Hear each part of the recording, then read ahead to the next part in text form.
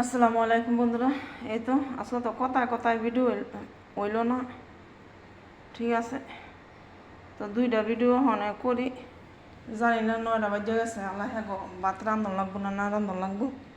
তো আমার রান্না তো শেষ, ঠিক আছে। এই তো সাদা ভাত আমার লাগে, আর এই যে 2 পিস মাছ পেঁয়াজ দা মানে বুনা করলাম। এটি মশা টসা দিয়া জায়গা আল্লাহ বাসালে আগামী সপ্তাহে তো রোজা হয়ে থাকা লাগবো। আগামী রোববারে হয়তো প্রথম রোজা। থাকবো, সবাই দোয়া করি যাতে রোজা করে করতে পারি, ঠিক আছে। আর এই হচ্ছে ডাল আমি আগেই রেঁধে ডালাইছিলাম, তো শেয়ার করতে পারি না, তো আমি শেয়ার করে দিলাম। আমার ফাইনাল ডাইল হইলে মাছ বোনার লগে একটু ফাইনাল ডাইল হইলে আমার অনেক ভালো লাগে, ঠিক আছে। আমার ডাল খেতে অনেক একটা ফেভারিট আমার খাওয়া। রোজার মাস হইলে গরু মাংস আর ডাইল হইলে আমার আর কিছু লাগতো না, ঠিক আছে।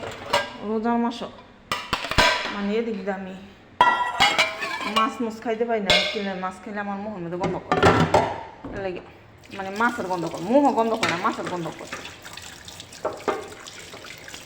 ভুল করে লেগেছে, আবার কি কোনো কিছু মনে করে না যে বেডির মুখ গন্ধ করে।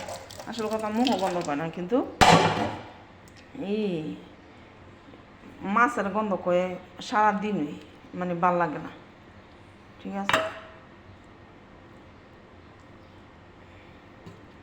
এই 2 পিস মাছ দিয়ে 2 দিন যাতে যায়, পরে মালিকে আইলে ইয়ার পরে মাছ।